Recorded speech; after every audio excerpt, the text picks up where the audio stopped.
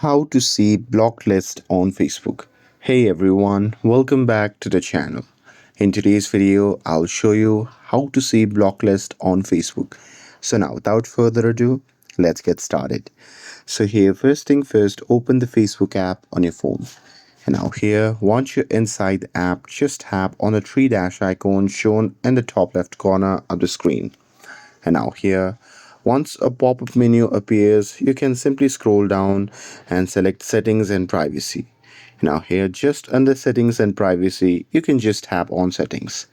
And now here, once you're inside the settings section, you can simply scroll down to the bottom, and there, just under audience and visibility section, there you'll see the option labeled as blocking. So there you can just tap on it.